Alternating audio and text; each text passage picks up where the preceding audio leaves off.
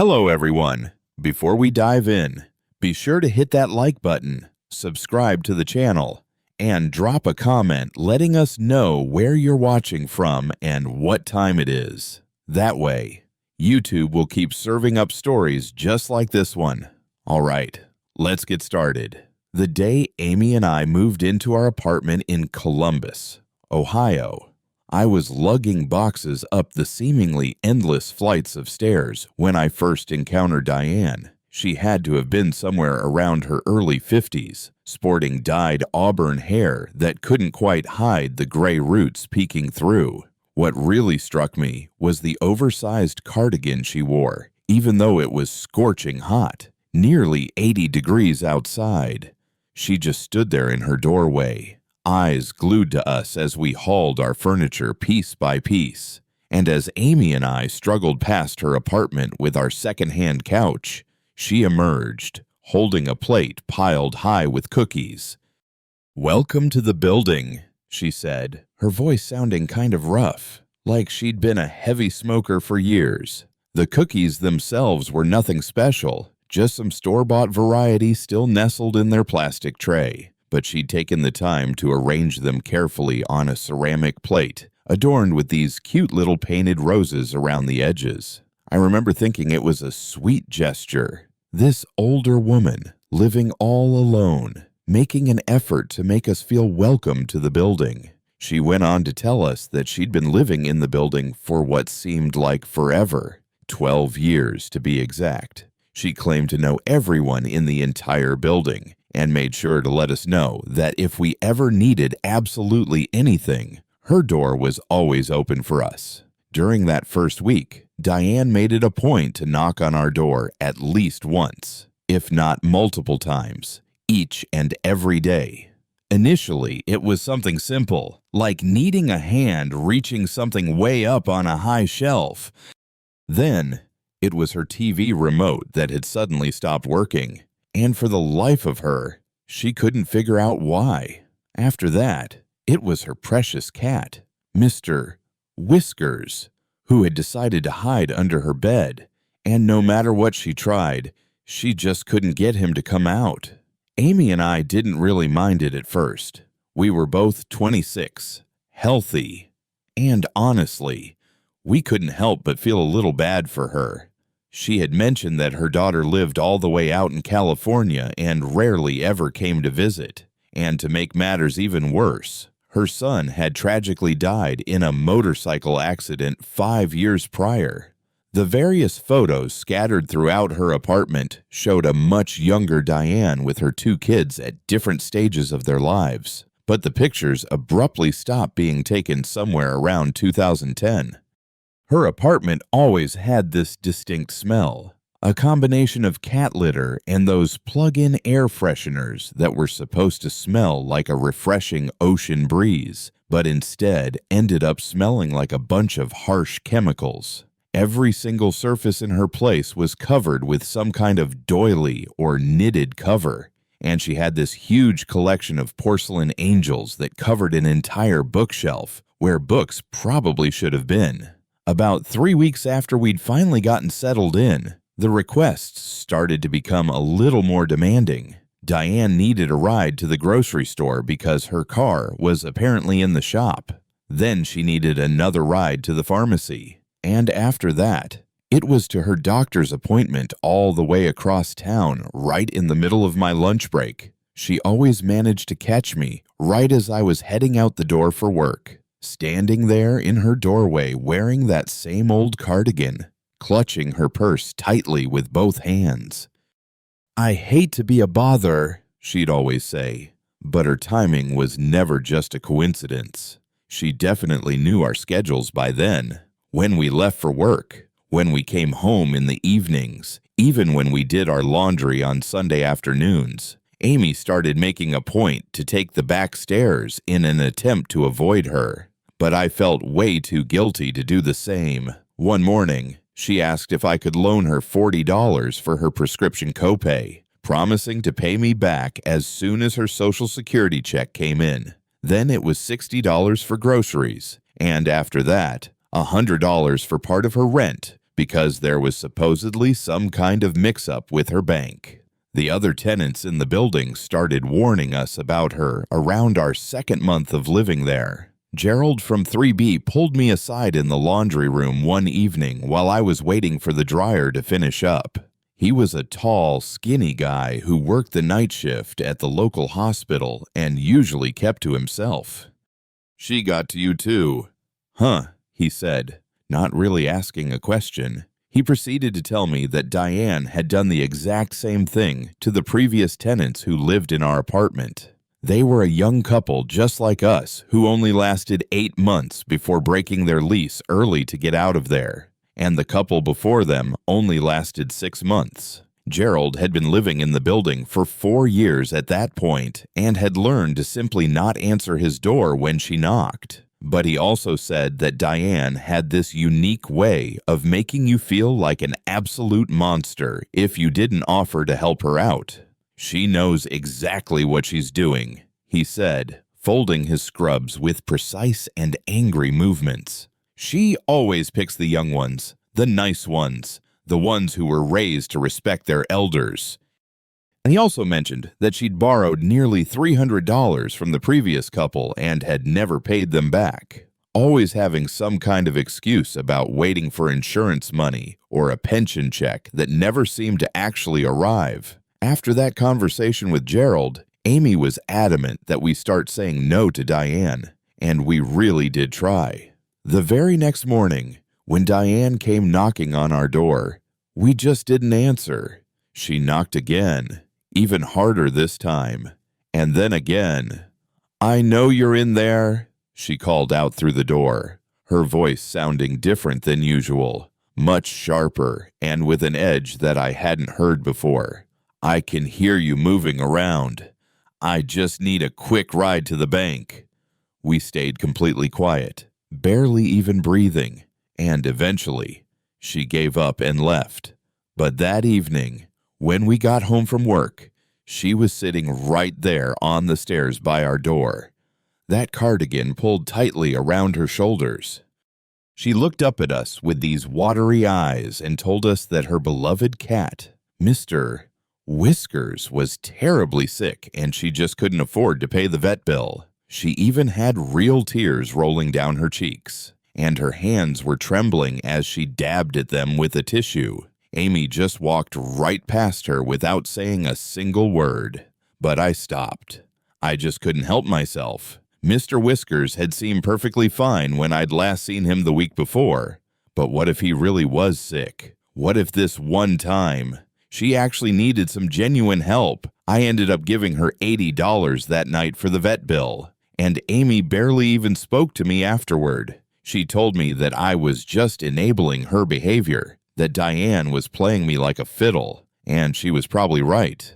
But here's the thing about manipulation. Even when you know that it's happening, even when you can clearly see all the strings being pulled right in front of your eyes, sometimes you still just can't stop yourself from dancing to the tune. Diane just had this unique gift for making her problems feel incredibly urgent, immediate, like these huge catastrophes that only you had the power to solve. She'd just stand there with her shoulders hunched over, looking so small and fragile, and you'd immediately forget about all the money she already owed you. You'd forget about Gerald's warnings. You'd even forget about the way she always timed her emergencies for maximum impact. Just 2 days later, I saw Mr. Whiskers lounging in her window, looking perfectly healthy, grooming himself in the warm afternoon sun. When I brought it up to Diane, she just said that the medication had worked miracles, but she couldn't quite meet my eyes when she said it. Things really started to escalate during our 3rd month of living there. Diane started showing up at all hours of the day and night with increasingly dramatic stories. Her nephew up in Michigan needed emergency surgery, and she had to wire him money immediately. Her ex-husband was threatening to take her to court over some old debt. The apartment management was claiming that she was behind on rent and would be evicted by Friday if she didn't pay up. Each and every crisis required $200, $300, sometimes even $500. I'd already given her close to $600 by that point, and Amy had finally reached her breaking point. We ended up having a huge fight about it one night, the kind of fight where you say things that you can never take back. She accused me of caring more about a manipulative old woman than our own relationship, our own financial goals. We were supposed to be saving up for a house, planning our future together. And here I was just hemorrhaging money to someone who saw me as nothing more than an ATM with a guilty conscience. Amy ended up sleeping on the couch that night, and I just lay in bed staring up at the ceiling, wondering how I had allowed things to get this bad. The next morning was a Saturday in late September, one of those absolutely perfect fall days where the air just feels so clean and crisp. I was making coffee when I overheard Diane's voice through the wall. She was clearly on the phone, and she was actually laughing. Not the fragile, desperate voice that she always used with us, but full-throated, genuine laughter. No, the kids next door are good for it. I clearly heard her say. Young professionals, you know the type. They absolutely can't stand to see an old lady struggle. She laughed again, and then I heard her mention something about having enough money for the cruise deposit. Amy was standing right behind me by that point, and we both just stood there listening as Diane went on and on about her devious plans, about how she'd figured out the perfect system. She even said that she kept a detailed notebook where she kept track of what she had told to whom, making absolutely sure that her stories didn't overlap. She even mentioned us by our apartment number, not even our names, like we were just entries in some kind of ledger. That's when Amy grabbed her cell phone and started recording, holding it up against the wall in an attempt to capture Diane's voice. We stopped answering Diane's knocks after that day. We'd often hear her standing outside our door, sometimes for 20 or 30 minutes at a time, knocking with increasing aggression. She'd also slip notes under the door, long rambling letters about how we were heartless, how she'd thought we were different, and how she'd end up out on the street because of us.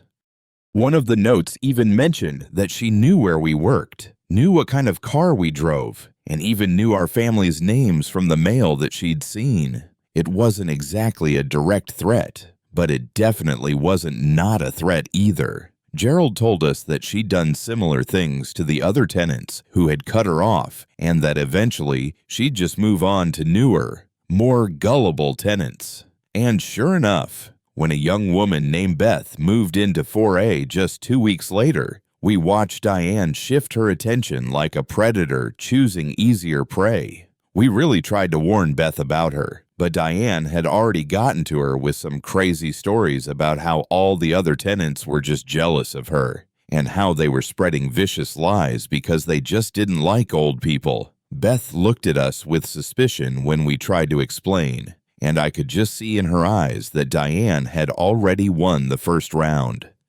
October slowly turned into November, and we developed a very strict routine of avoidance. We had learned Diane's patterns by heart, when she usually went to get her mail, when she usually sat in the lobby, when she prowled the hallways looking for someone to corner. The entire building felt different now, charged with this constant low-level anxiety. Other tenants in the building had similar stories to tell. The Guans in 2C said that she'd managed to get $400 from them before they finally caught on. And the old man in 1A just laughed bitterly whenever her name came up in conversation. But we all decided to stay put because leases are notoriously hard to break, and moving is always expensive. And somehow, we'd all managed to convince ourselves that we could just outlast her. Then came that night in mid-November, a Thursday, around 11 o'clock at night. I was just brushing my teeth when I suddenly heard the distinct sound of sirens, distant at first, but gradually getting louder and louder, closer and closer, until they were right outside of our building. Blue and red lights flashed through the bathroom window, painting the walls in alternating colors. Amy and I quickly went to the living room window and saw 3 police cars, then 4, and then an ambulance showed up. The hallway quickly filled up with all of our neighbors. Everyone was in various states of undress. Pajamas, robes, hastily thrown on sweatshirts. We all stood there watching as 2 police officers knocked on Diane's door, then knocked harder, and then finally announced themselves as the police. When she eventually opened the door, she was wearing that same old cardigan, but her face was different, blank, almost serene. The police officers told her that she needed to come with them for questioning, and she simply nodded her head like she had been expecting it all along. As they led her past us, she looked at each and every neighbor with this strange, distant expression, like we were all strangers that she had never seen before in her life. Gerald was standing right next to me, and he whispered that her brother in Portland had been found dead just 2 days earlier under some very suspicious circumstances. The word poisoning floated through the small crowd of neighbors along with insurance money and power of attorney. Someone even mentioned that Diane had actually visited him just last month, the first time in years right after he had been diagnosed with cancer. The detective who came to question us the next day wouldn't confirm any specific details, but he did ask a lot of questions about Diane's financial situation, her requests for money, and her stories about her family members. We never saw Diane again after that night. Her apartment was completely cleaned out a week later by people wearing hazmat suits. Apparently, the conditions inside were much worse than any of us had ever imagined. The smell that leaked out when they opened the door was absolutely indescribable, and they found dozens of those notebooks she'd mentioned, filled with detailed records of her interactions with tenants going back years. My name was in there, along with notes about my weakness for sob stories and Catholic guilt. Very useful. Amy also found her name in there, marked as tougher work all around her. The building management told us later that she had never actually been behind on rent. She actually had plenty of money sitting in her various bank accounts. All of the requests for cash, the desperate stories, the tears.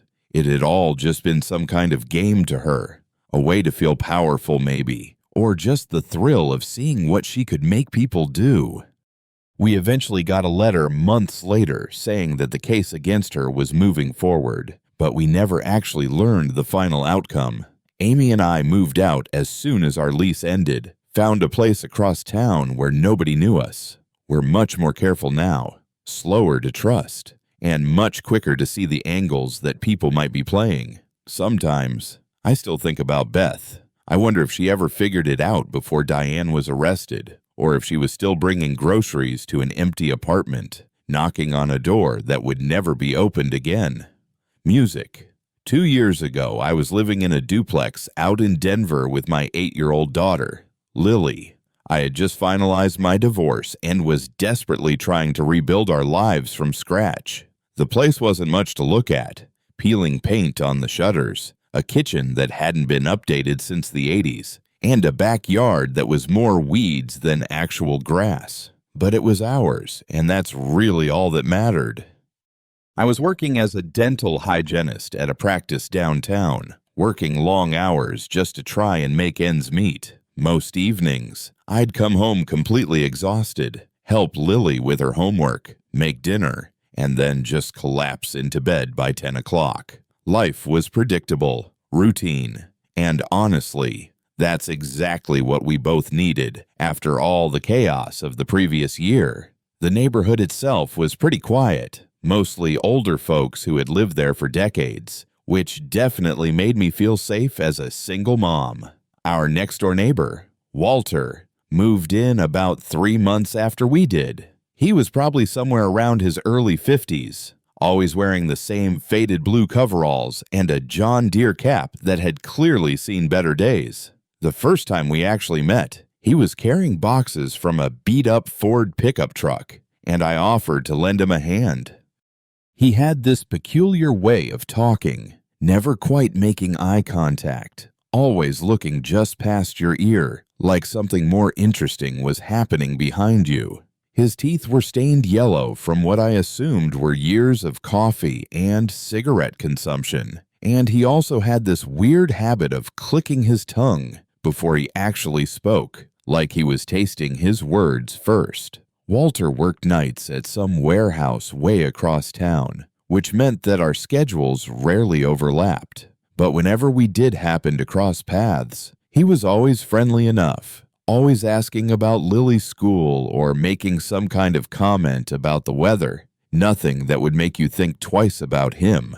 The borrowing started small, maybe about 6 weeks or so after Walter had moved in. First, it was just a hammer. He knocked on my door one Saturday afternoon while Lily was at a friend's birthday party. He told me that he was putting up some shelves and his hammerhead had completely flown off the handle. Nearly took out his kitchen window in the process. I laughed and grabbed my hammer from the garage, telling him to keep it for as long as he needed. He returned it the very next morning, clean and wrapped in a dish towel like it was something incredibly precious. Then it was my screwdriver set, then my pliers, and then my electric drill.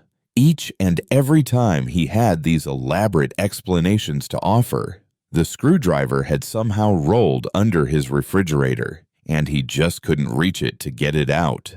The pliers had gotten all mixed up in a box that he had already taken to storage, and the drill bit had snapped right in the middle of a project. He'd always stand there on my porch, shifting his weight from foot to foot, that tongue click of his happening every few seconds. The tools always came back, usually within a day or two, sometimes even cleaner than when I had originally lent them to him. After a while, the requests started getting more frequent and more specific. He needed my measuring tape, but specifically the long one, not the short one that he had seen me using out in the garden. He needed aluminum foil because the store brand that he had bought kept tearing way too easily. He needed batteries, but only the Duracell ones because the generic ones just didn't last very long in his flashlight. One evening in July, he knocked on my door while I was giving Lily a bath, asking if he could borrow my vacuum cleaner because his had sucked up something that it really shouldn't have and had completely stopped working. I remember standing there in my doorway, still drying my hands on my jeans, and noticing how he kept peering past me into the house. His eyes were scanning the living room like he was trying to memorize the entire layout, but I brushed it off at the time. Maybe he was just curious about how we had decorated the place, or maybe he was just one of those people who couldn't help but look around. The vacuum cleaner came back 2 days later with a brand new bag installed and a thank you note taped to the handle. By August, Walter's constant requests had become just another part of my weekly routine. Every few days, there'd be that very distinctive knock, 3 quick taps, a pause, and then 2 more, and I'd find him standing on my porch with yet another need. But here's where things started getting really weird. I came home from work one Thursday earlier than usual because Lily had a dentist appointment and found my spare key was missing from underneath the ceramic frog where I always kept it hidden. I tore apart the entire porch looking for it, thinking that maybe the wind had knocked it somewhere, but it was just completely gone.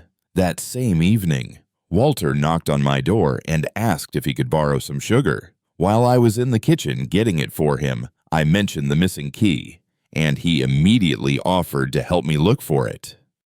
He spent a solid 20 minutes crawling all around my porch with a flashlight, checking every single corner and crevice. The very next morning, the key was back under the frog, exactly where it was supposed to be. When I thanked Walter for finding it, he just looked confused and said that he hadn't found anything.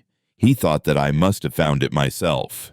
Then came the Saturday that changed absolutely everything. Lily was over at her dad's place for the weekend, and I decided to do a deep clean of the entire house. I was organizing my home office when I realized that my passport was missing from the filing cabinet where I always kept it stored. My birth certificate was definitely still there.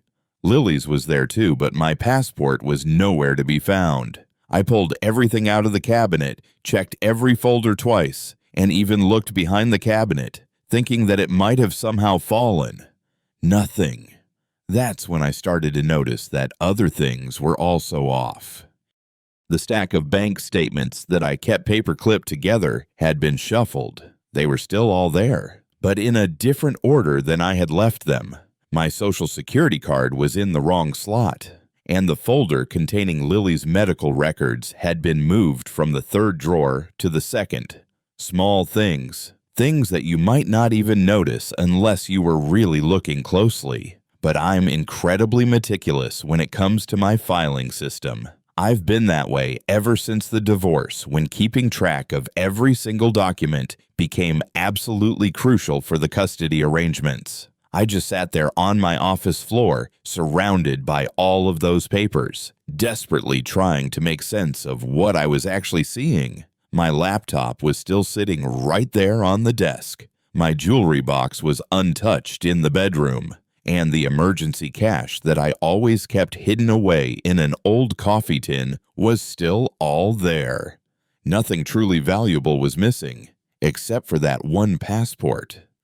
But someone had definitely been through my personal documents, someone who was careful enough to put things back almost exactly where they belonged. I thought about calling the police, but what would I even say to them? That my papers were in a slightly different order than I had left them, that my passport was missing, but nothing else appeared to be. They'd probably just think that I was being paranoid or that I had simply misplaced it myself. I spent the rest of that afternoon carefully checking every window lock and every door, looking for any signs of forced entry. Everything was completely secure. The only logical explanation was that someone had used a key, and the only key that had gone missing was the spare that I kept hidden under the frog. That evening, around 7 o'clock, Walter knocked on my door. This time, he wanted to borrow my stepladder to change a light bulb in his hallway. Apparently, his ceiling was unusually high, and his regular ladder just wouldn't reach. I stood there in my doorway, studying his face intently while he talked, looking for something, anything at all that would confirm my growing suspicions. He did that tongue-click thing of his 3 separate times in just 30 seconds, and his eyes kept drifting to the living room behind me. But what really caught my attention was a small detail that I probably would have missed otherwise. He had a paper cut on his index finger, fresh enough that it was still slightly bleeding through the Band-Aid. When I asked him about it, he just laughed nervously and said that he had been sorting through some old mail. He said that he just got a little careless with an envelope. I reluctantly lent him the stepladder, but as soon as he had left, I immediately went back to my office. And sure enough, one of my bank statement envelopes had a tiny speck of blood on the corner, so small that I hadn't even noticed it before. My whole body suddenly went completely cold. This man had been inside my house, going through all of my private documents, touching my personal belongings, and now he was standing right there on my porch, asking to borrow my stepladder like absolutely nothing had happened. I barely slept at all that night. Every single creak of the house made me jump, and every shadow outside my window looked like someone was trying to break in. I called in sick to work on Monday and installed new deadbolts on all of the doors, plus one of those chain locks on both the front and back doors. I bought a security camera system from Best Buy, the kind that sends alerts straight to your phone when it detects any kind of motion. While I was setting up the cameras, I found something that made me physically sick to my stomach. In Lily's room, tucked away behind her dresser, was one of my old pay stubs from 3 months earlier. I knew for certain that I had never brought that pay stub into her room. I always dealt with all of my financial stuff in my office, but there was something else that was incredibly disturbing. On the back of the pay stub, someone had written in pencil, very lightly, a series of numbers. When I looked closer, I realized that it was my work schedule. the exact hours and days that I had worked that month. Someone had been meticulously tracking my routine, knowing exactly when I would be gone and for how long. The handwriting was small and cramped, nothing like mine. I quickly took pictures of everything with my cell phone, finally having some form of actual evidence. The very next morning, Tuesday, I was carefully reviewing the security camera footage from overnight when I saw something that confirmed everything that I had been suspecting. At 3:47 a.m., Walter had walked right up to my porch, stood directly in front of my door for about 30 seconds, and then just walked away. He didn't knock, didn't even try to open the handle. He just stood there. Then at 4:15 a.m., he was back, this time walking around to my back door, again, just standing there before eventually leaving. The footage was clear enough to see him holding something in his hand. It looked like a key. I called the police immediately, but the officer who came by seemed incredibly skeptical. Walter hadn't actually entered the property on camera and hadn't done anything explicitly illegal. Standing on someone's porch wasn't technically a crime. The officer suggested that I change all of my locks and carefully document everything that was happening. He also mentioned that I could look into getting a restraining order if things started to escalate. After he left, I called a locksmith, and I had every single lock in the house replaced that very afternoon. I also got in touch with my ex-husband and asked him if Lily could possibly stay with him for a few extra days while I tried to sort everything out. That Wednesday evening, Walter came knocking on my door yet again. I kept an eye on him through the peephole, but I made sure not to answer. He knocked 3 more times over the course of the next hour, each time waiting approximately 5 minutes before giving it another try. Using the security camera app on my phone, I was able to get a clear view of him. He was holding a pie dish, which I figured was just another excuse to try and get in touch with me. After his 4th attempt, he set the dish down on my porch and walked back over to his house, but instead of going inside, he sat down on his front steps, positioning himself so he was directly facing my house, and he just stayed there for a solid 2 hours, simply sitting, watching, and occasionally taking a sip from a thermos. I dialed 911 right away, but because he was on his own property, they told me there was nothing they could do. I sat there in my darkened living room, cautiously peeking out through the blinds, watching him as he watched my house. Finally, at around 10 p.m., he went inside. The pie dish sat untouched on my porch for 3 whole days before I finally threw it away. Still unopened. I never actually spoke to Walter again after that, but I could always feel him watching me whenever I came or went. His curtains would twitch. His door would ever so slightly crack open.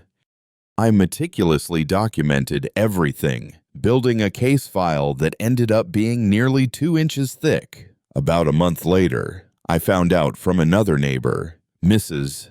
Gutierrez, that Walter had been evicted from his house.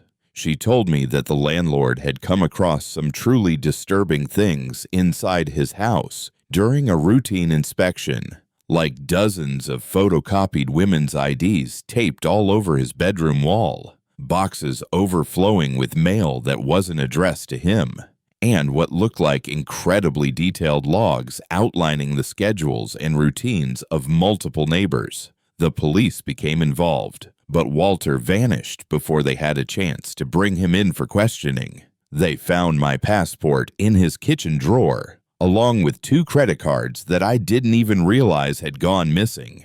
Mrs. Gutierrez also mentioned that they discovered a key-making kit and several blank keys. The detective who contacted me informed me that Walter's real name wasn't even Walter. It was actually Douglas Brennan, and he had a history of identity theft and stalking in at least 3 other states. We ended up moving out just 2 weeks later. To this day, I still obsessively check my credit report. I still triple check all the locks on my doors. And I still get that awful crawling sensation whenever a neighbor acts just a little too friendly. Lily doesn't know the full story, just that we needed to make a fresh start somewhere new. Sometimes I can't help but wonder how many times he might have been inside our house while we were sleeping. What else he might have touched. What else he might have taken that I never even noticed was missing. The not knowing is almost worse than what I actually did discover. The four of us had been sharing that house in the suburbs of Phoenix for about 8 months when everything suddenly went to hell.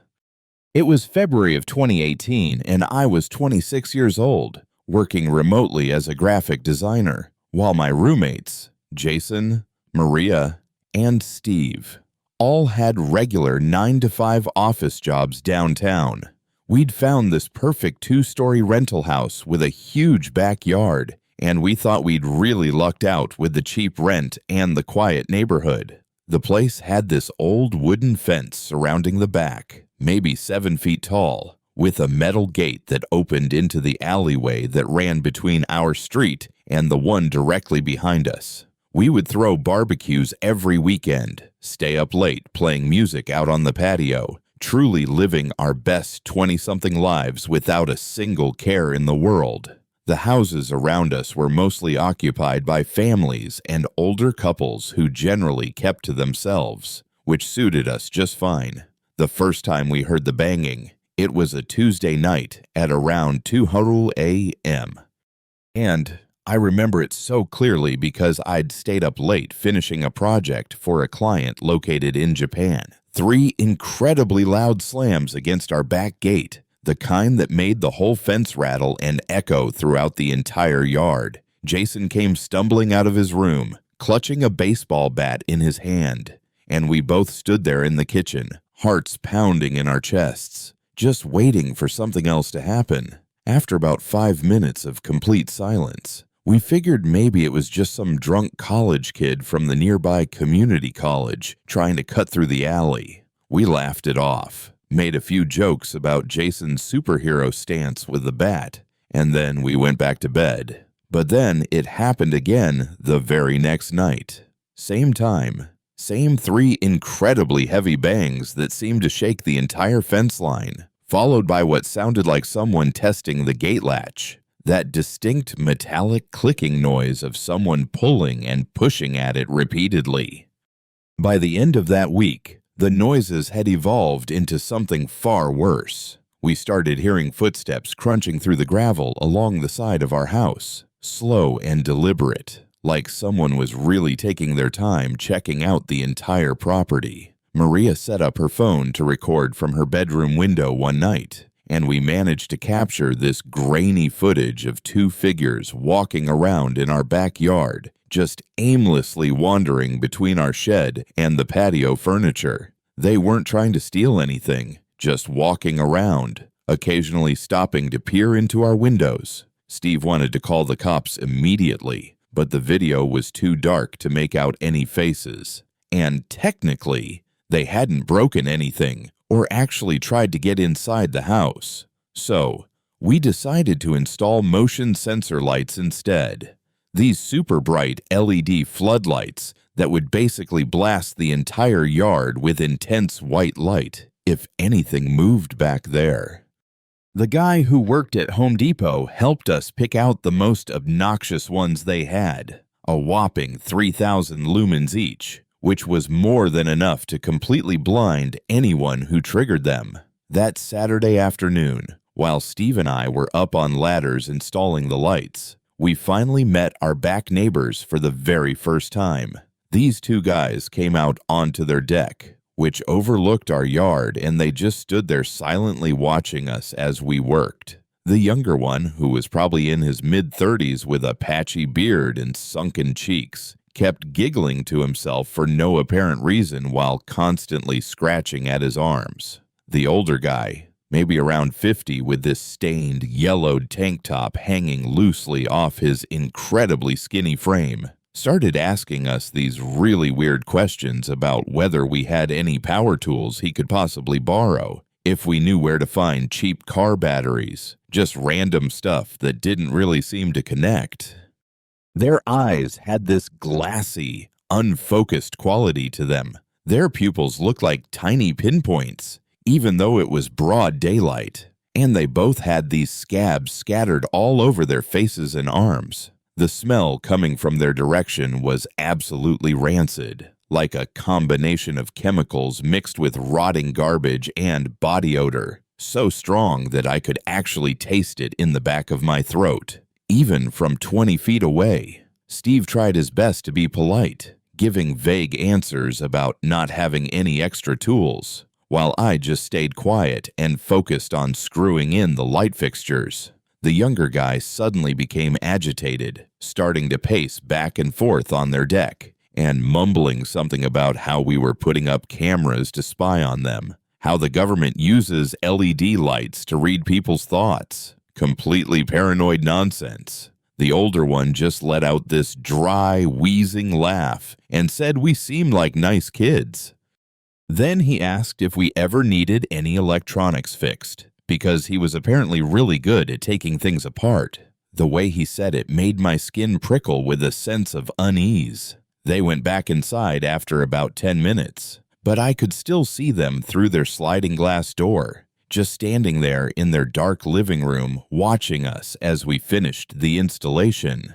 Later that evening, Maria looked up the property records online and found out that the house was a rental managed by some company based out of Nevada that had a long history of complaints from the neighborhood association regarding trash, noise, and suspicious activity going back 3 years. The motion lights worked perfectly for exactly 2 nights. On the 3rd night, at around 1:00 a.m., they started going off every few minutes, flooding our backyard with that harsh white light. We would rush to the windows each time, but we never saw anything, just an empty yard and the long shadows.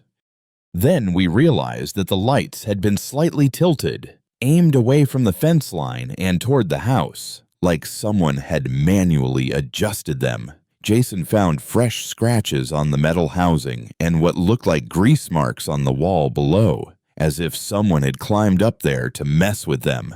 We also discovered that our garbage cans had been opened and rifled through, and that specific items were missing. Old electronics, batteries from a broken remote, some copper wire that Steve had thrown out from a speaker repair project. Just weird. Selective theft that made absolutely no sense until Maria Googled it and discovered that those were all components that people often used to make homemade meth pipes or to trade for drugs.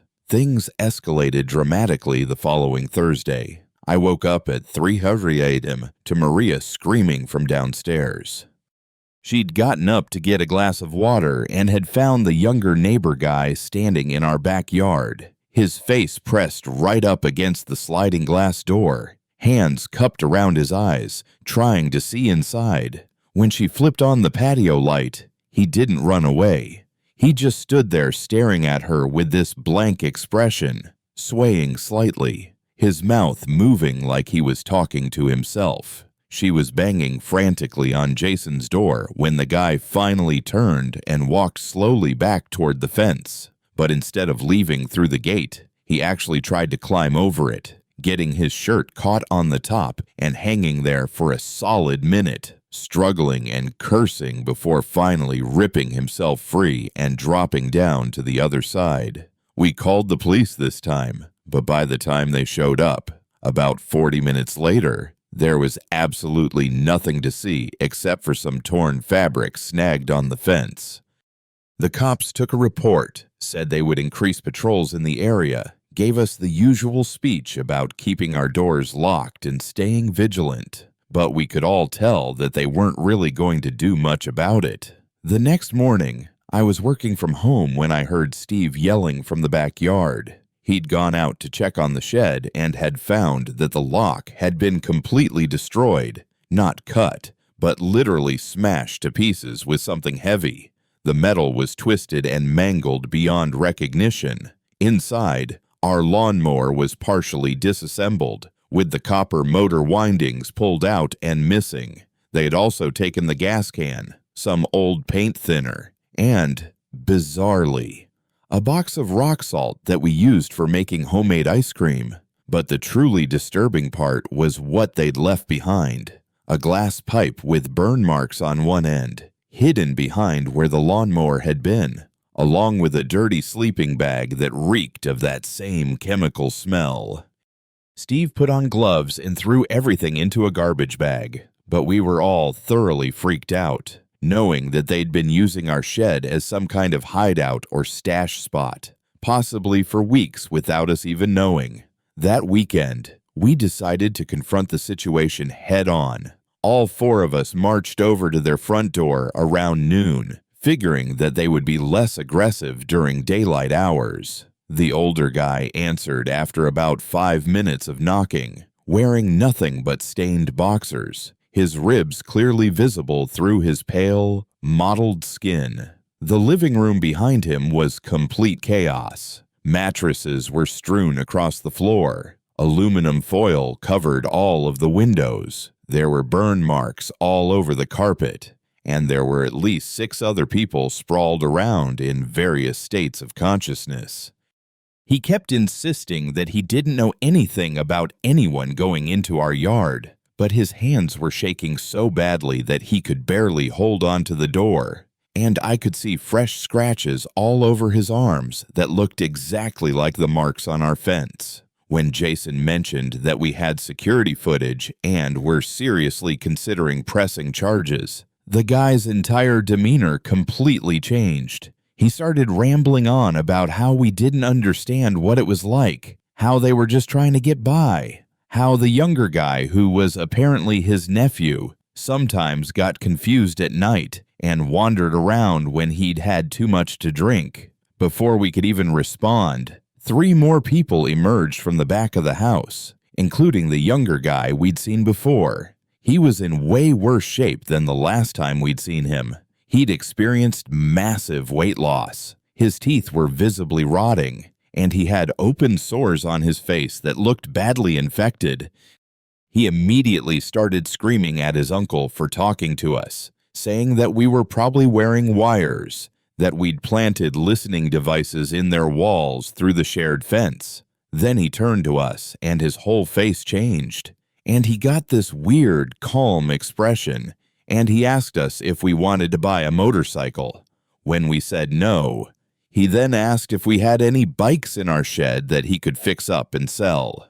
Like he hadn't just admitted to knowing exactly what was in our shed. Maria absolutely lost it at that point. She told them that if anyone from their house stepped foot on our property again, we would have them arrested for trespassing and drug possession. The younger guy let out this horrible, dry cackle and said we couldn't prove anything, that maybe we were the ones with the drug problems trying to frame innocent neighbors. The older guy tried to calm him down, but then 2 more people pushed past us to leave. One of them carrying what was very clearly our stolen gas can, still with Steve's initials written on it in Sharpie. That night was the absolute worst, and thankfully, the last. At around midnight, we heard glass breaking downstairs. Jason grabbed his baseball bat again while I dialed 911, and we cautiously crept downstairs to find our kitchen window completely shattered, with a brick lying in the middle of the floor, surrounded by shards of glass. Through the broken window, we could see flames in the backyard. They'd set our shed on fire. The entire structure was completely engulfed in flames, with toxic black smoke billowing up into the night sky. While we were standing there in complete shock, the motion lights activated, revealing 5 or 6 figures running around in our yard. Some of them were throwing more stuff onto the fire, while others were trying to grab our patio furniture. The younger neighbor was there, shirtless, dancing around the flames and howling like a wild animal. Steve ran outside with the garden hose, but they'd already cut it, sliced clean through in multiple places.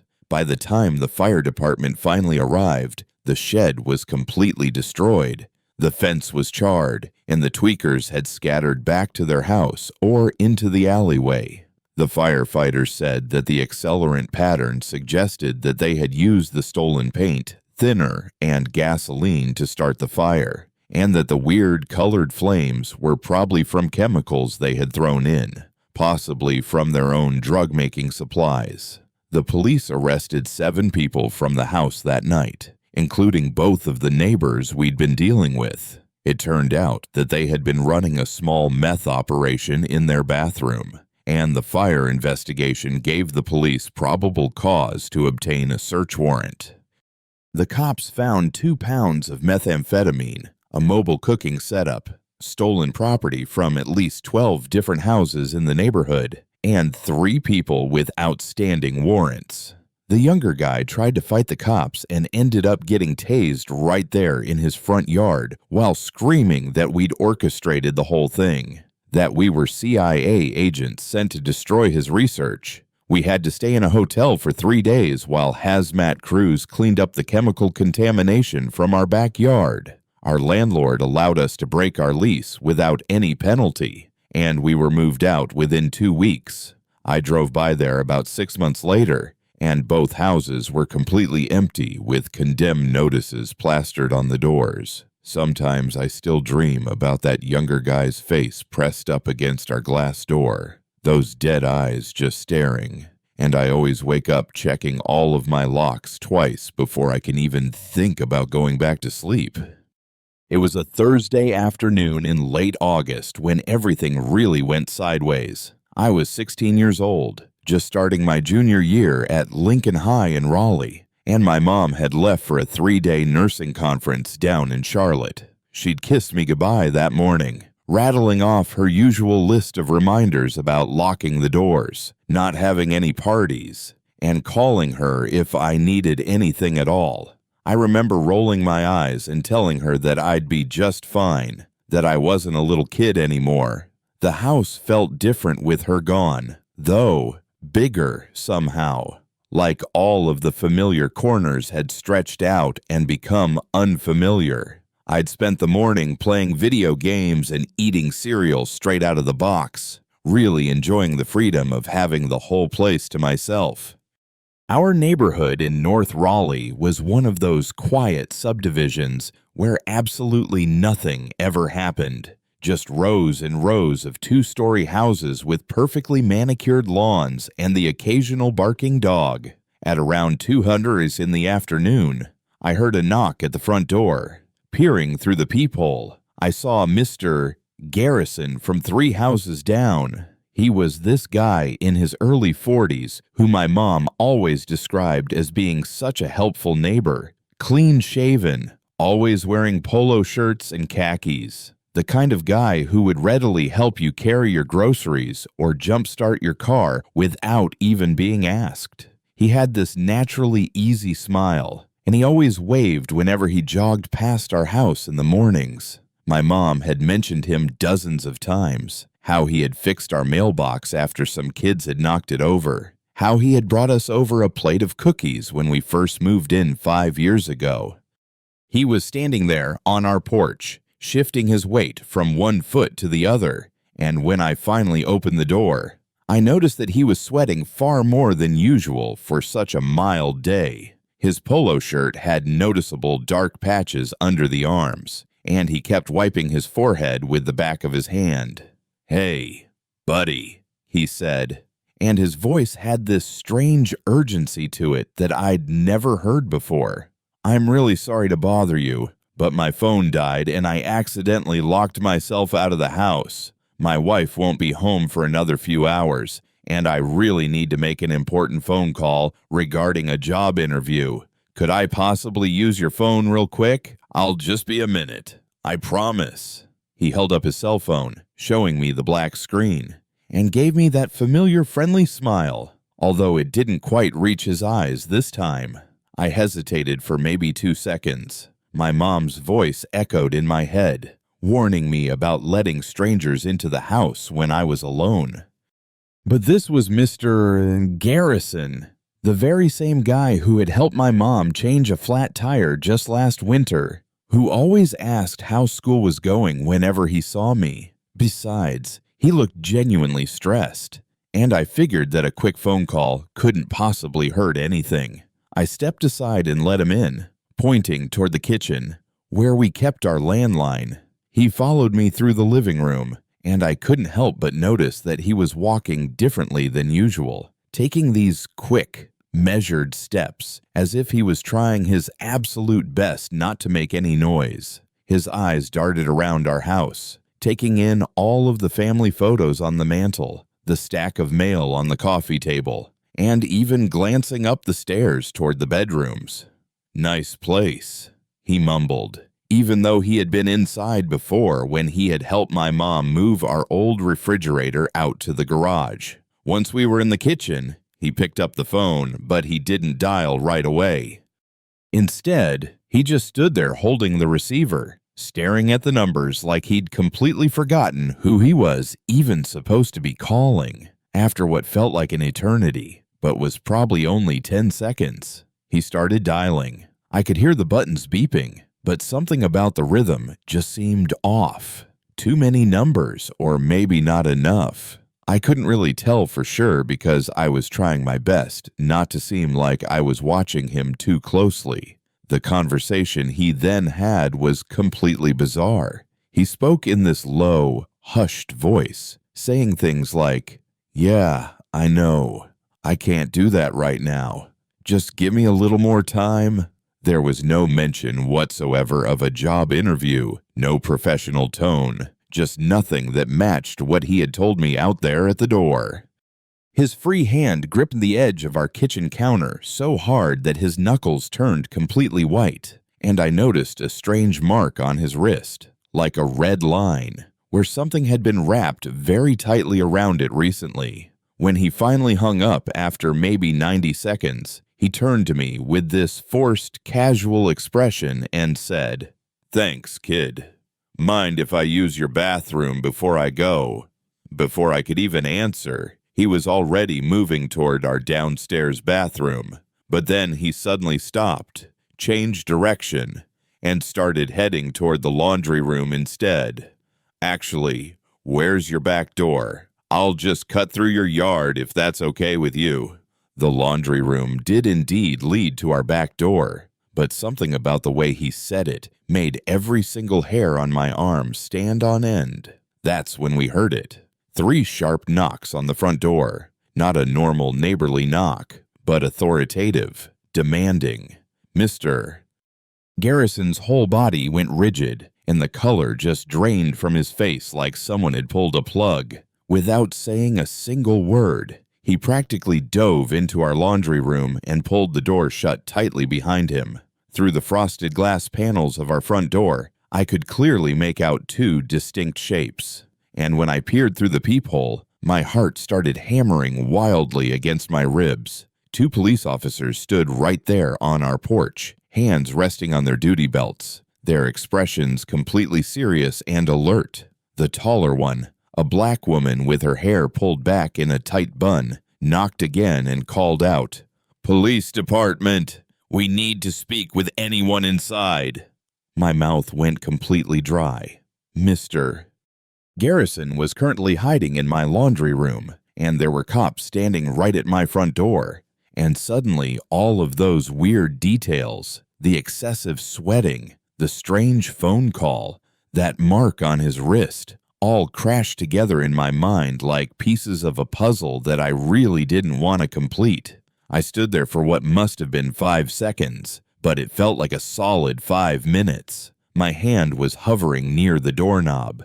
Through the thin laundry room door, I could clearly hear Mr. Garrison breathing. These shallow, rapid breaths, like he had just run an entire marathon. The officers knocked a 3rd time, even harder now, and the woman called out again, "We know someone's home. We saw movement through the window." My legs suddenly felt like they were made of water, but somehow I managed to open the door, keeping the chain firmly in place. "Yes." My voice came out higher than normal, cracking on that single word like I was 13 years old all over again. The male officer, a stocky white guy with a graying mustache, held up his badge. "Son, we're looking for a man who was seen in this neighborhood about 15 minutes ago. Robert Garrison. He lives a few houses down. Have you seen him?" The way he worded it. Not asking if Mr. Garrison was actually here, but if I had seen him, gave me this tiny window of opportunity. This slim chance to maybe not be the kid who was actively harboring a fugitive right there in his laundry room. "What did he do?" I asked, stalling for time, trying to keep my voice steady while my brain raced through all of the possible options. The female officer exchanged a knowing look with her partner before finally answering. "He's wanted for questioning in connection with an embezzlement case. His employer reported that over $200,000 is currently missing, and Mr. Garrison didn't even show up for a scheduled meeting with investigators this morning. His car was found abandoned at a rest stop just off of I-40. She pulled out her phone, showing me a photo that was definitely Mr. Garrison, although in the picture, he was wearing a suit and tie, looking like any other typical suburban dad. He's not dangerous, but we really need to find him. His wife said that he left their house acting erratically about an hour ago. Not dangerous." The words should have been reassuring, but all I could think about was the fact that he was currently hiding right inside my house, breathing heavily behind that very thin door. He was just 15 feet away, and these cops had no clue how close they were to nabbing him. My palms were soaked with sweat, and I had to wipe them on my jeans before they noticed. I remember thinking, "I haven't seen him," I blurted out, the lie feeling like battery acid burning its way down my throat. "I've been home all day, just playing video games. I haven't even bothered to look outside much." The male officer leaned in slightly, and I caught a whiff of coffee and stale cigarettes on his breath. "Mind if we step inside and take a quick peek around, just to be thorough?" This was it. This was the moment everything was going to fall apart. I could practically feel Mr.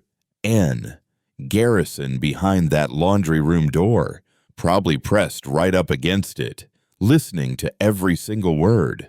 "My mom's not home," I blurted out quickly. "She told me not to let anyone in when she's not here, not even police officers. She's really strict about that." It wasn't a complete and total lie.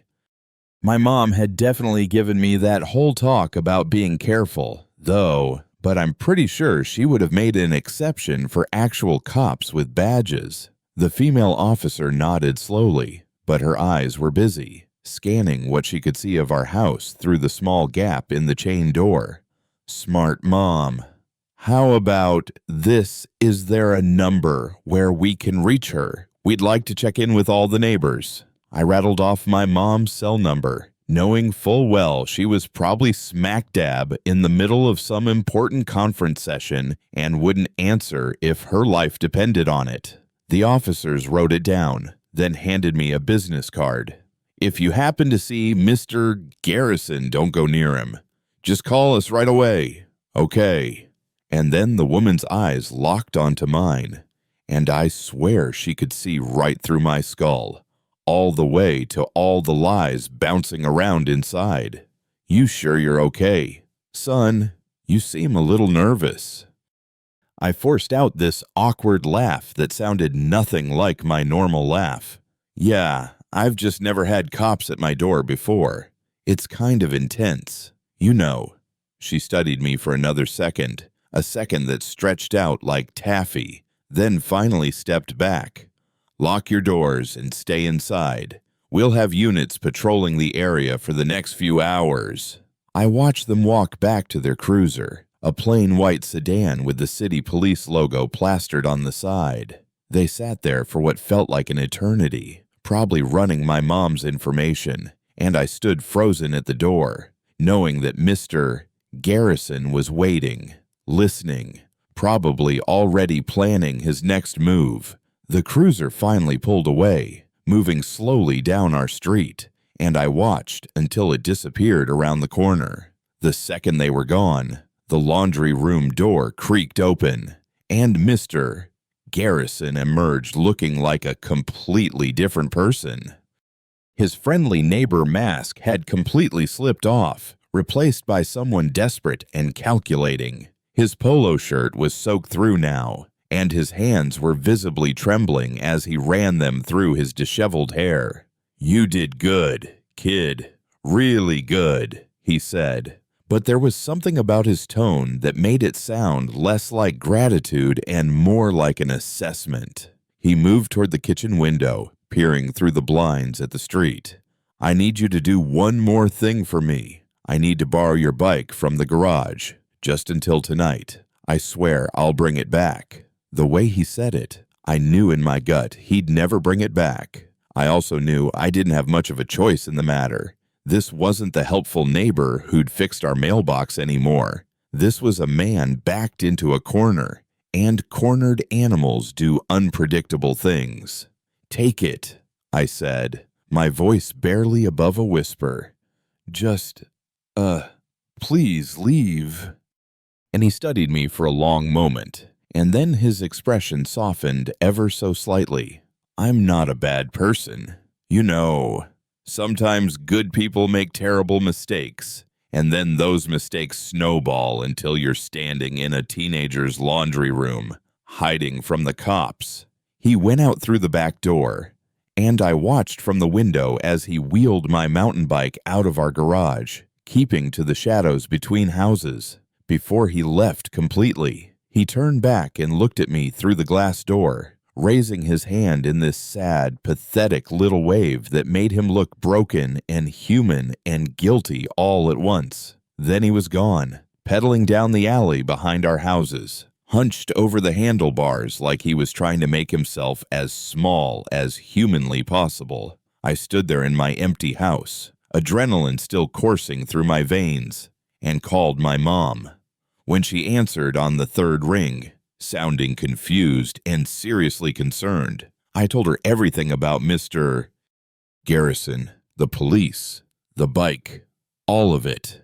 She left the conference immediately and drove home, calling the police on the way. They found Mr.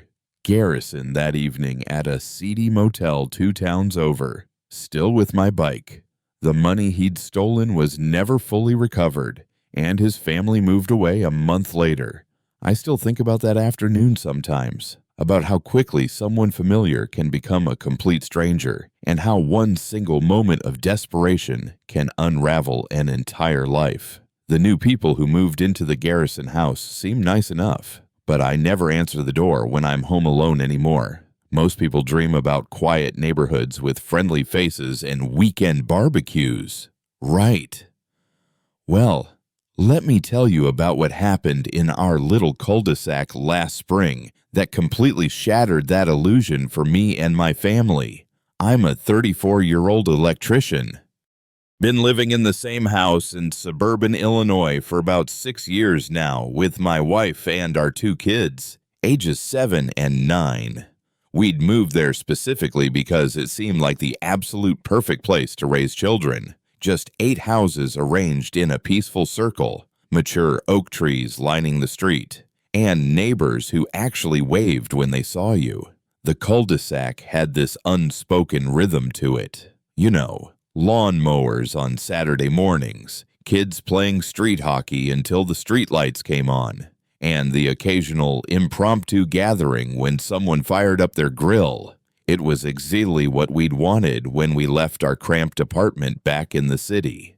Everything changed when Harold Garrison moved into the yellow house at the very end of the circle about 3 months before that terrible day in May. He was probably in his late 50s. Always wore these faded polo shirts tucked into khaki shorts that were pulled up way too high, and had this peculiar way of walking where he'd pause every few steps, almost like he was counting something in his head. At first, we all tried to be welcoming. My wife, Janet, even brought him a casserole that first week, though he barely opened the door wide enough to take it from her. He never returned the dish. By the way, within 2 weeks of moving in, Harold had installed 4 security cameras on his property, which seemed excessive, but not completely unreasonable, given how paranoid some people are these days.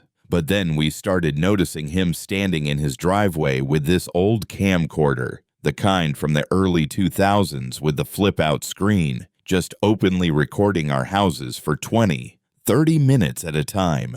The first note appeared on a Monday morning, stuck under the windshield wiper of my neighbor Bill's truck. Bill lived 2 houses down from me. Nice guy who worked construction and had this habit of tapping his wedding ring against surfaces when he was deep in thought.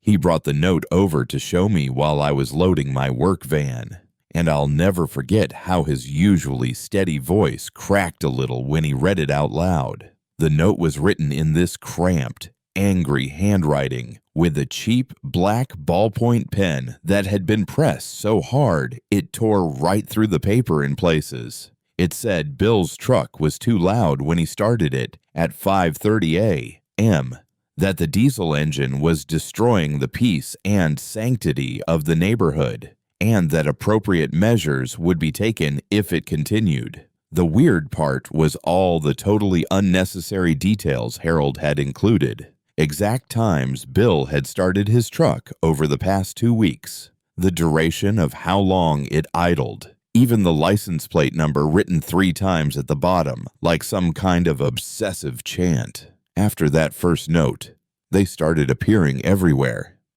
And I mean everywhere. Stacy from across the circle found one taped to her mailbox complaining about her wind chimes creating sonic pollution and demanding their immediate removal. The Johnsons got one shoved through their mail slot about their recycling bin being placed at a geometrically offensive angle to the curb. Even old Mr. Petrov, who'd lived here longer than anyone and kept to himself tending his vegetable garden, received a 2-page manifesto about his tomato plants, attracting pest birds that were defecating on private property. Each note got progressively more hostile, with underlined words and exclamation points scattered throughout like angry little soldiers. Harold had started adding these bizarre diagrams, too. Sketches of our houses with precise measurements and angles. Photos he'd printed out from his recordings with red circles around supposed violations and, once, disturbingly, a crayon drawing of what looked like a person lying on the ground with X's for eyes. We tried to handle it like reasonable adults at first. We really did. Bill and I walked over to Harold's house on a Saturday afternoon, bringing a 6-pack of beer as a peace offering, hoping we could just talk things out. Man to man. Harold answered the door wearing rubber gloves and a surgical mask, which should have been our first warning that this conversation wasn't going to go well. His living room, what little we could see through the barely cracked door, was lined floor to ceiling with filing cabinets, each one meticulously labeled with our addresses and label maker tape. He didn't invite us in, just stood there breathing heavily through his mask while we tried to explain that his notes were making people uncomfortable. That's when he pulled out this little spiral notebook from his shirt pocket and started reading off violations he'd observed just that morning. The angle of my lawnmower stripes, the number of times Bill's dog barked, 17 apparently, and the suspiciously ethnic smell coming from the Petrovs' kitchen window. When we tried to reason with him, his face turned this alarming shade of purple, and he started jabbing his finger at us, saying we were all conspiring to drive him out because he was the only one who cared about maintaining standards.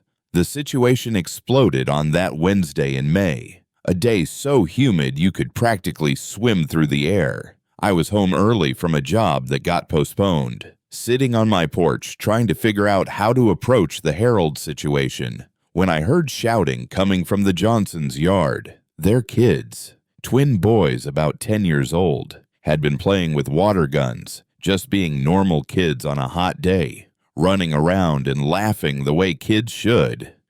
But Harold had apparently decided that some of the water had splashed onto his driveway, which, in his mind, was tantamount to property damage. By the time I got to their yard, Harold was already there, standing way too close to those boys, his camcorder clutched in one hand and a garden hose in the other. His face was twisted into this expression I'd never seen on another human being before. Pure, irrational rage mixed with something else, something that made every parental instinct in my body scream danger. He was recording the kids while spraying them with the hose, shouting about teaching them respect for boundaries and how their parents had failed to instill basic human decency. What happened next still plays in my mind like some demented movie scene. Mrs. Johnson came flying out of her house, still wearing her work clothes from the bank, her usually perfect hair coming loose from its bun as she ran.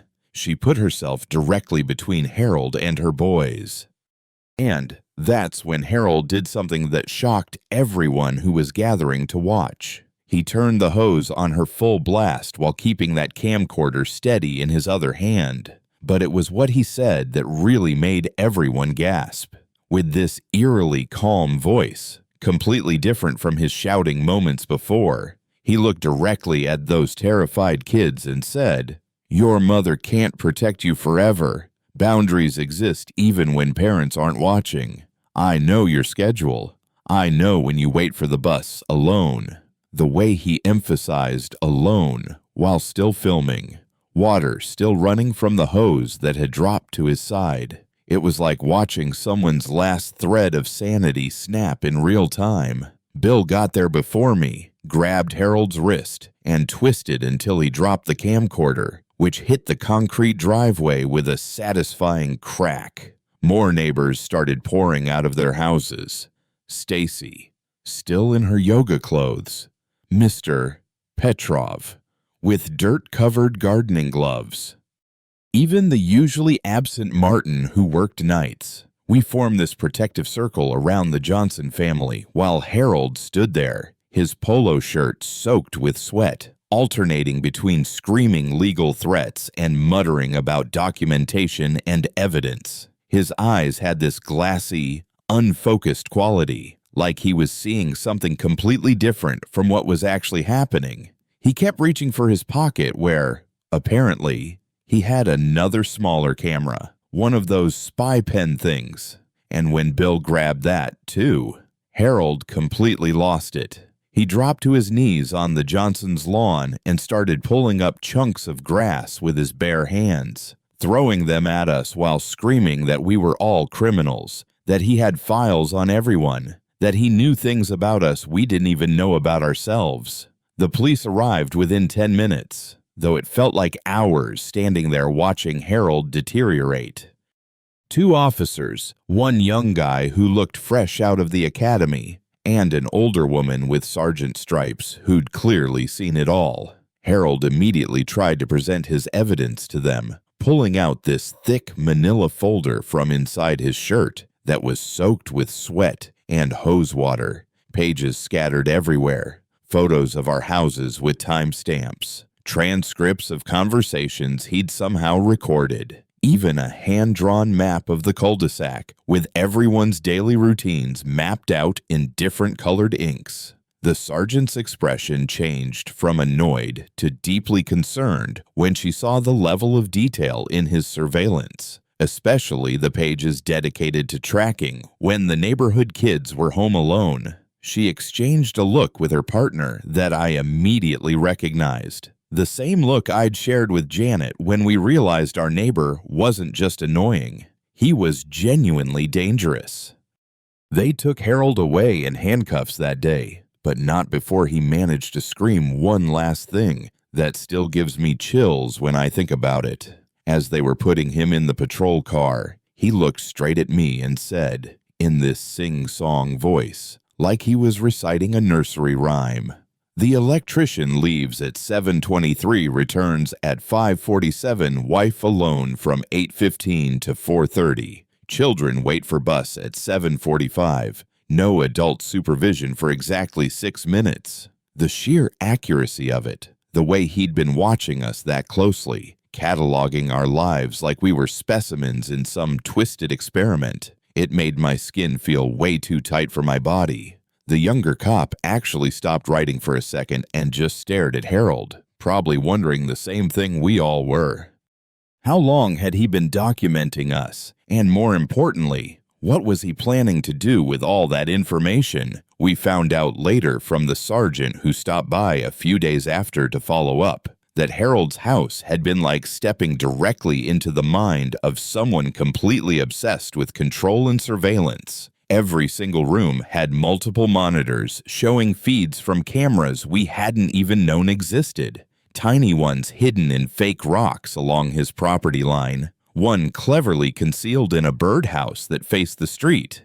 Another disguised as a doorbell that could somehow see almost the entire cul-de-sac. He had individual filing cabinets for each house, with detailed subsections for each family member containing everything from our license plates to our kids' names and birthdays, which he'd somehow managed to figure out. The most disturbing discovery was what they found down in his basement.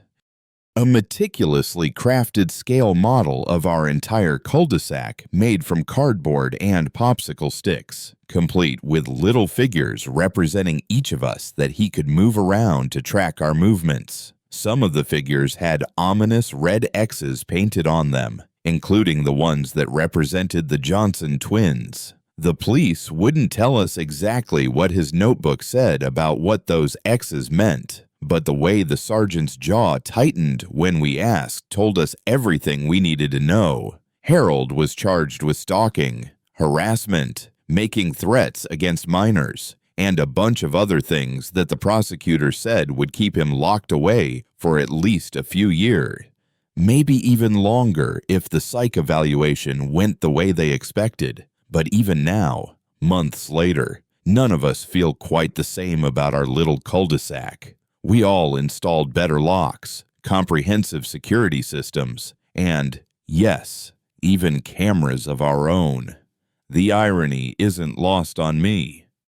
The Johnson family moved away in September, said they just couldn't look at their yard without seeing Harold standing there with that hose and that terrifying camera.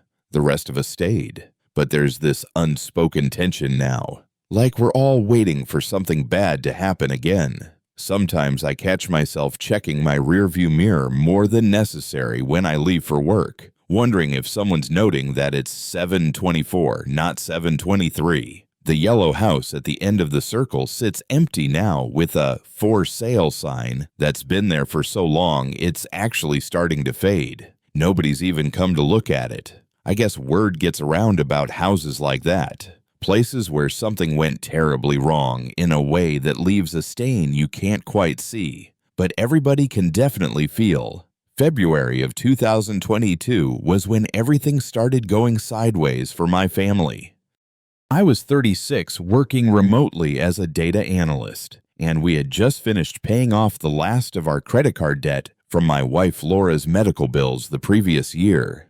Our daughter Olivia had just turned 8, and our son Ethan was 11 and obsessed with building these elaborate Lego cities down in our basement. We lived in this cozy 2-story colonial in a quiet neighborhood in Madison, Wisconsin, the kind of place where people still borrowed sugar from each other and kids rode bikes until the streetlights flickered on. The house wasn't anything fancy, but it had this huge backyard that backed right up to a small creek, and we'd spent the last 5 years making it our own. Laura's herb garden flourished along the side of the house. I had my workshop in the garage, and Ethan and I had built a treehouse together the summer before. We truly thought we'd found our forever home, the place where our kids would grow up and bring their own children to visit someday.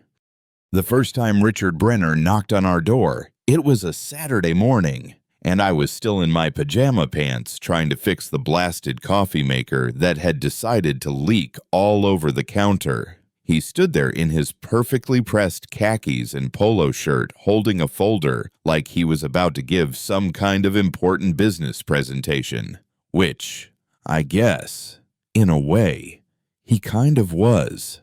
Richard lived 3 houses down in this massive McMansion he'd had custom built 2 years earlier, complete with a 4-car garage and one of those ridiculously extravagant circular driveways with a fountain gurgling right in the middle. He introduced himself, even though we'd waved at each other plenty of times, then immediately launched into this whole spiel about how he wanted to buy our property to expand his estate, talking incessantly about market values and investment opportunities, while I stood there, covered in coffee grounds under my fingernails. He'd clearly done his homework. He knew exactly what we'd paid for the house, what similar properties were selling for, and even casually mentioned Laura's job at the elementary school. When I politely told him we weren't interested in selling, he just smiled that creepy smile and said he'd make it worth our while, then left his business card strategically placed on top of the folder he insisted I keep. Over the next 3 weeks, Richard showed up 4 more times, always with a new and increasingly annoying angle. Once he brought comparative property assessments showing how much the neighborhood values had supposedly increased. Another time, he came armed with glossy photos of the luxury development he envisioned, complete with architectural renderings that had clearly cost him thousands of dollars to commission. The third visit, he brought his wife, Cheryl, this unhealthily thin woman with platinum blonde hair, who kept awkwardly touching Laura's arm and saying things like, "You could get such a lovely place closer to downtown, and just think of all the amazing opportunities for the children." But it was that 4th visit that really set me on edge and put me on high alert.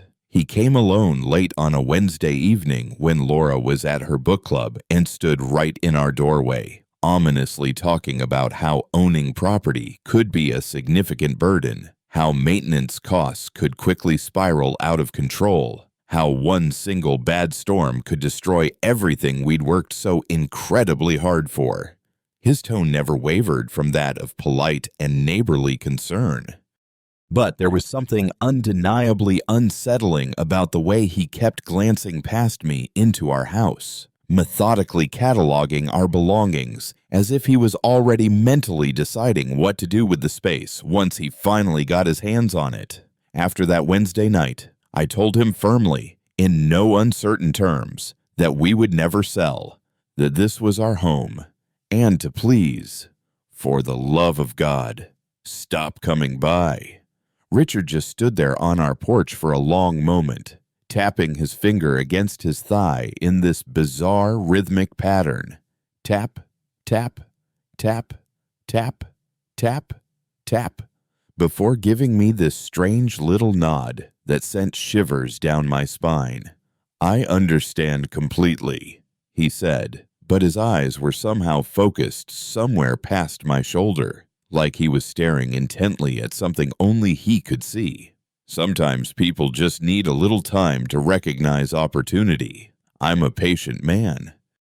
And the way he said patient made my chest tighten. But I figured he'd finally gotten the message, and we could finally go back to living our lives in peace. Laura and I even joked about it the next morning, doing ridiculously over-the-top impressions of Cheryl's fake sympathy voice while we made breakfast. We really thought that was the absolute end of it. Just another quirky, entitled rich guy who wasn't used to hearing the word no. Monday morning changed everything, irrevocably. I went outside to drive Olivia to school because she'd missed the bus while arguing with Ethan about whose turn it was to feed the goldfish, and found all 4 tires on our Subaru completely and utterly flat. Not just low on air, but deliberately slashed with these long, precise cuts that had left telltale rubber ribbons hanging from the sidewalls. The cuts were far too clean and perfectly placed to be random vandalism. Each one was precisely placed to make the tire completely and utterly irreparable. While I stood there staring at the damage, struggling to process what I was actually seeing, old Mrs., Hooper from next door shuffled over in her faded housecoat and mentioned she'd heard some disturbing noises around 3:30 in the morning, but hadn't wanted to be nosy. "Sounded like someone was out here for a good while," she said, adjusting her thick glasses on her nose. Very methodical, not at all like those rowdy teenagers who knocked over my garbage cans last Halloween. I called the police, of course, but without any security cameras or witnesses who actually saw anything. They could only file a report and vaguely suggested that we might want to install some security lights. The mailbox was next. Just 2 days later, Ethan discovered it when he went to get the mail after school. The whole thing was completely caved in, like someone had taken a heavy baseball bat to it repeatedly. The metal was so mangled and twisted that the door wouldn't even close properly, and our mail was scattered all over the front lawn, some of it even torn open. Here's what really got to me. The person who did it had been so selective. They destroyed the junk mail and the advertisements, but they carefully placed our personal letters and Olivia's birthday party invitation from her friend back on the porch steps. We had weighted them down with a rock so they wouldn't blow away. Laura wanted to think it was just random, maybe kids being destructive, but I knew better than that. It was the precision of it all, the message in what was destroyed versus what was kept. Someone wanted us to know that they could get to our personal things whenever they felt like it.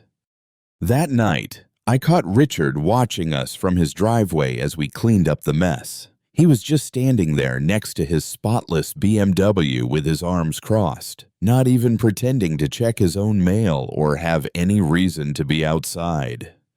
Saturday brought the worst escalation yet. We'd gone to Ethan's soccer game that morning. He played midfielder for the Wildcats and had been working on penalty kicks all week in practice. When we got back home around noon, the front door was wide open, swaying slightly in the breeze. Nothing was stolen. Nothing was even disturbed, at least at first glance. But someone had been inside our house. They'd moved things around just enough to let us know they'd been there. Family photos turned backward. Kitchen chairs pulled out at precise angles. Every single cabinet door in the kitchen opened exactly halfway. Upstairs, they'd laid out one outfit on each of our beds. My work clothes, Laura's teaching dress, Ethan's soccer uniform, and Olivia's favorite unicorn pajamas. Each outfit was arranged to look like the person was lying down, arms and legs positioned naturally, but where the head should have been. They'd placed a single sheet of paper with our home's original listing photos from when we'd bought it. The message was crystal clear. They knew our routines, our preferences, our lives, and they wanted us gone.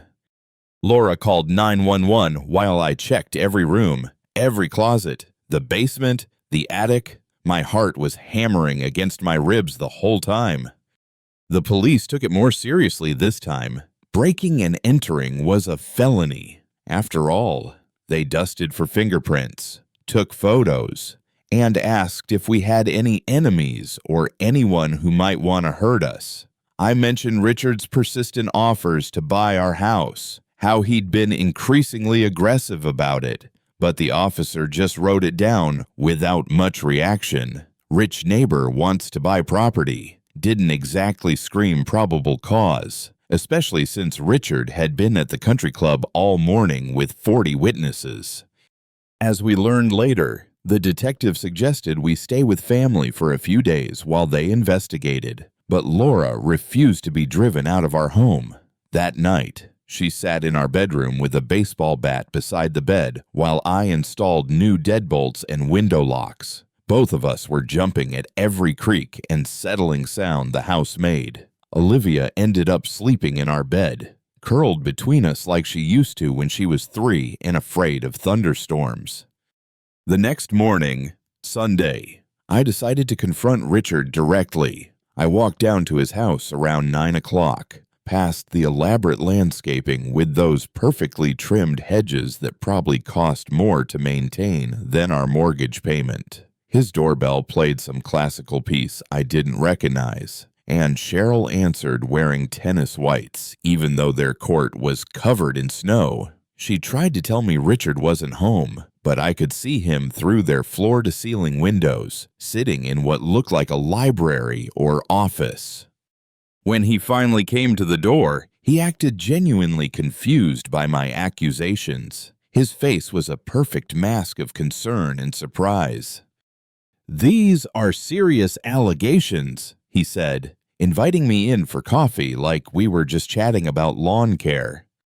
His study was filled with aerial photos of the neighborhood, surveys, and property lines marked in red ink. And at the center of his desk was a scale model of what our block could look like, with our house conspicuously absent, replaced by an extended garden and pool house.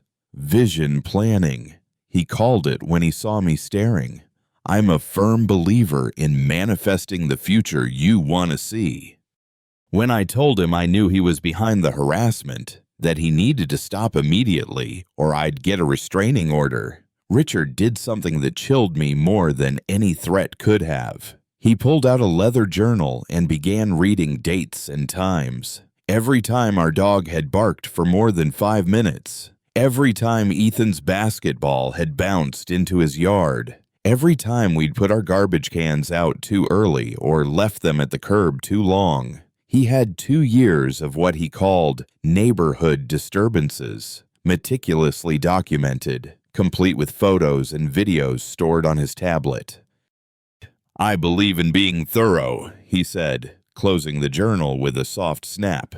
"You'd be amazed how useful documentation can be when dealing with difficult neighbors. Property disputes can get so ugly, especially when code enforcement gets involved. Did you know your shed is actually 18 inches over the setback requirement? And that treehouse, I don't recall seeing any permits for that construction."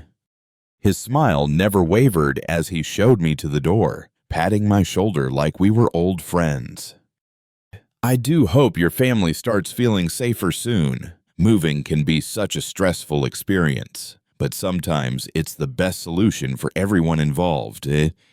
That afternoon, I installed security cameras around our property, the expensive kind that saved to the cloud and sent alerts to your phone.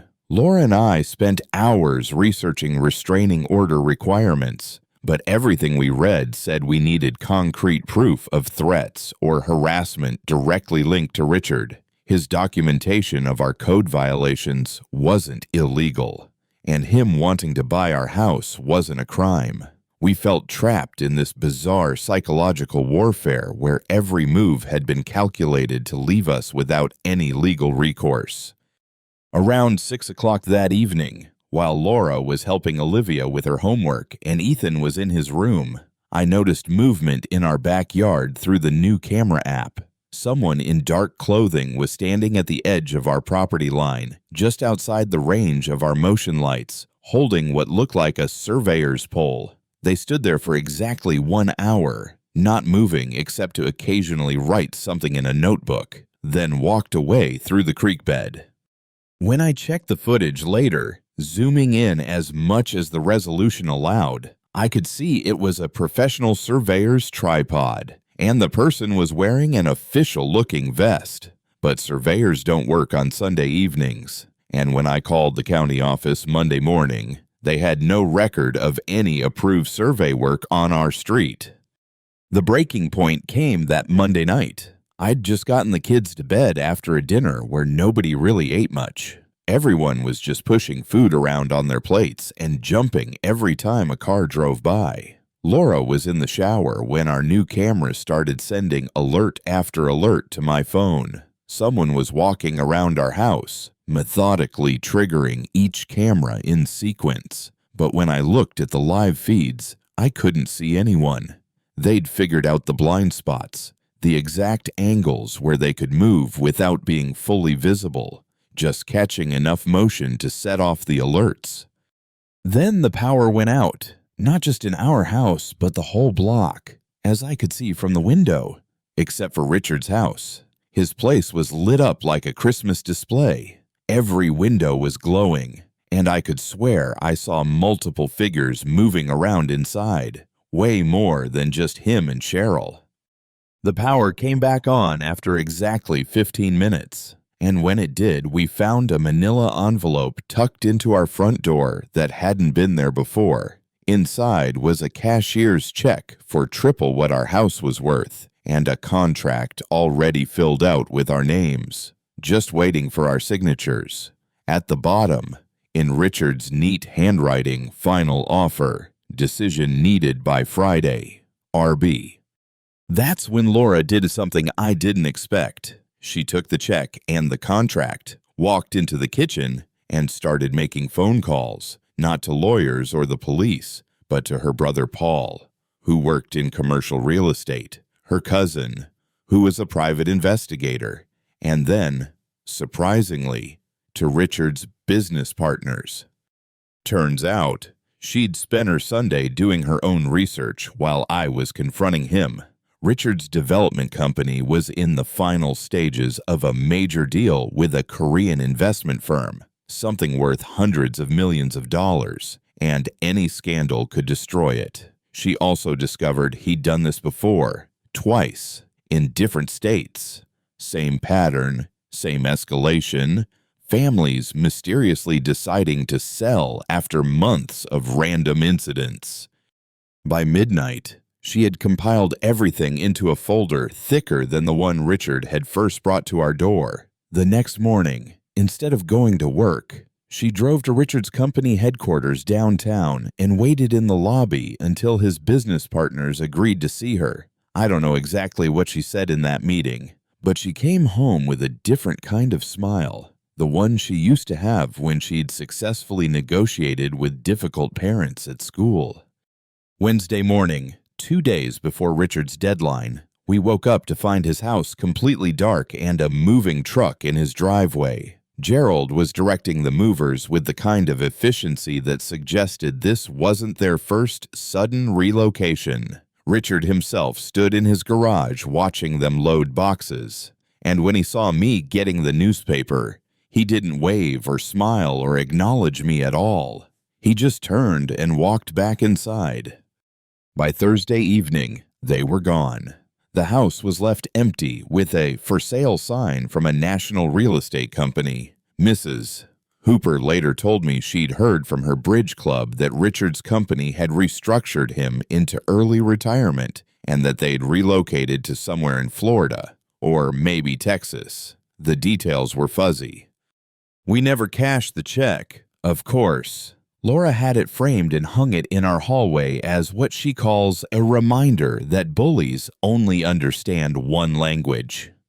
The kids started sleeping in their own beds again after about a month, and we finally took down the extra security cameras after 6 months. Sometimes I still catch myself checking the street when unfamiliar cars drive by slowly, and Laura installed one of those video doorbells that lets you see who's there before answering.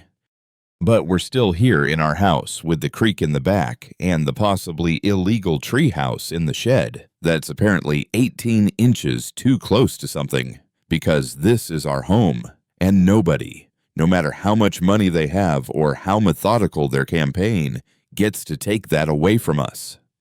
I used to live in a quiet neighborhood on the edge of town, the kind of place where most people waved at each other and the days all seemed to blend together into one predictable rhythm.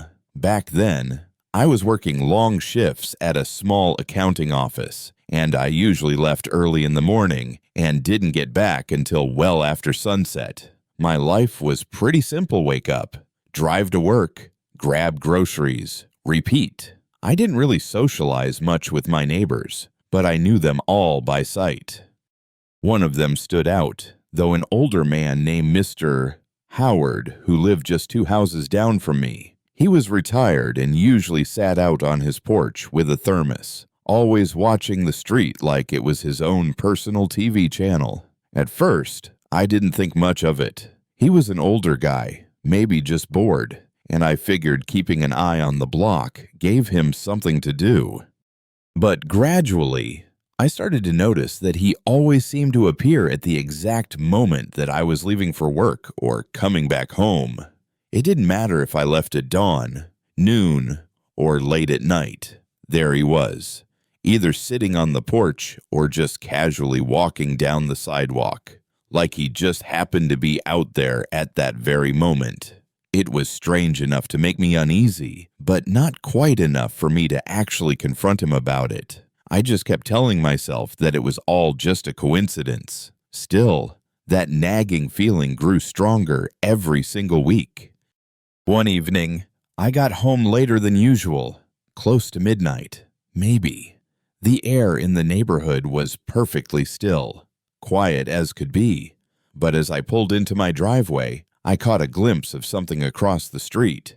Mr. Howard was standing in his yard, not on his porch, and his posture wasn't relaxed like it usually was. He was stiff, upright, and facing directly toward my car.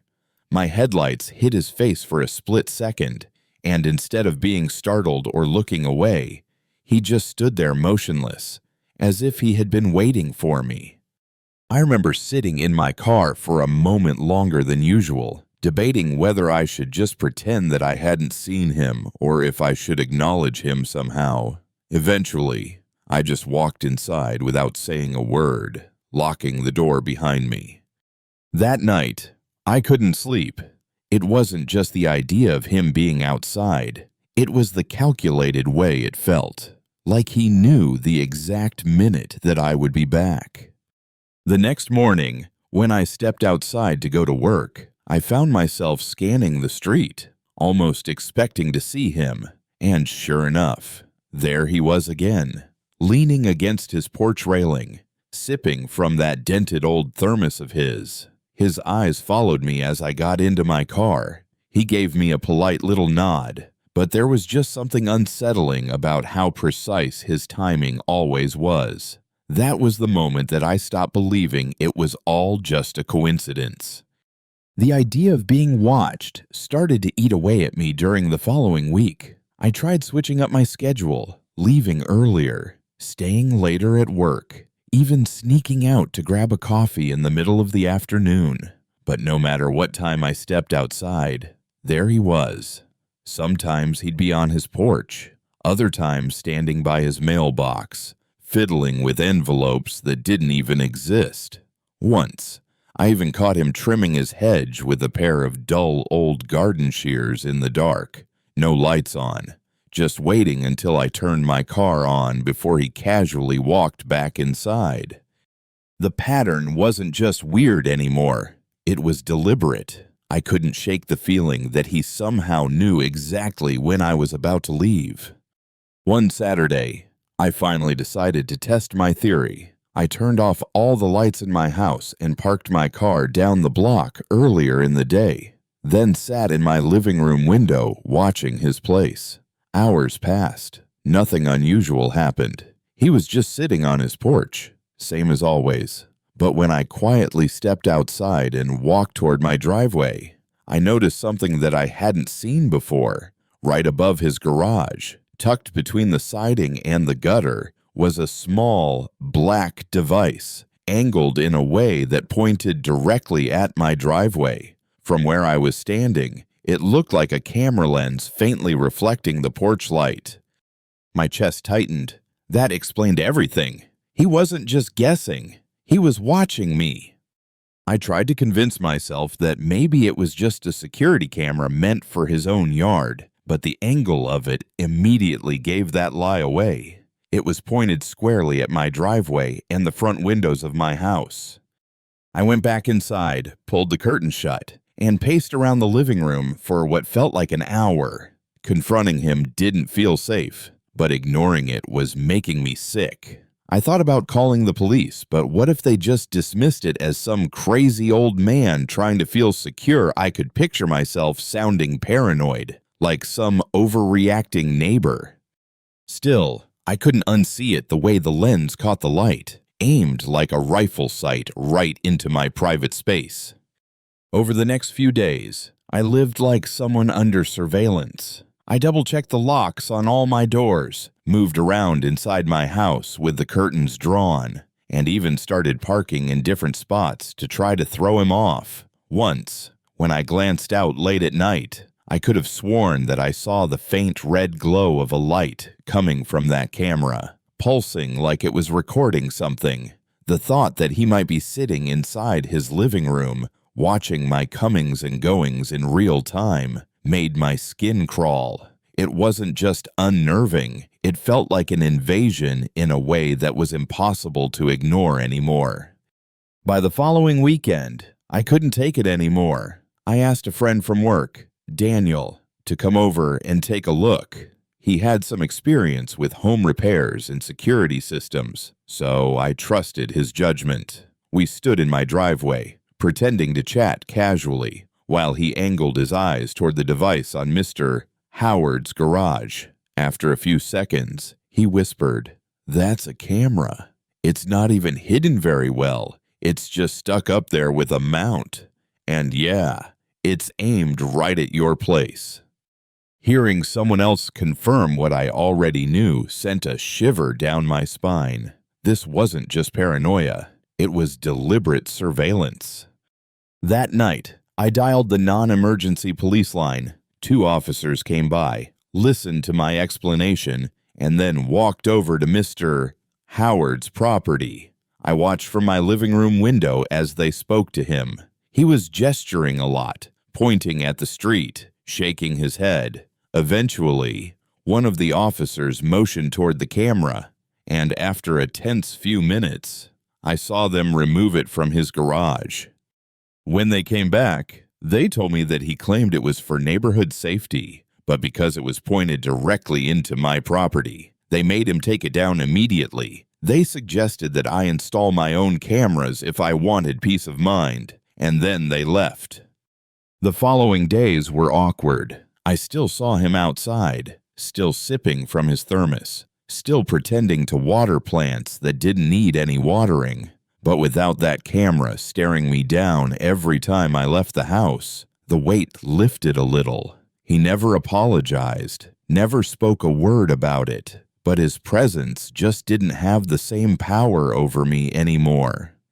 I kept my curtains drawn and avoided making eye contact with him, and eventually, his constant appearances at my exact leaving times became less frequent. Maybe he knew that he had been caught, or maybe the thrill was gone now that the camera was gone. Either way, the silence was a relief. Even now, years later, I sometimes think back to that time and how easily someone can cross the line between neighborly watchfulness and predatory control. It wasn't dramatic in the sense of violence or threats, but it taught me just how fragile the idea of privacy really is. Every time I see a small black lens on the side of a house, I can't help but wonder who it's pointed at and what story the person on the other end is telling themselves to justify it. For me, that little device changed the way I look at my own home forever. Music.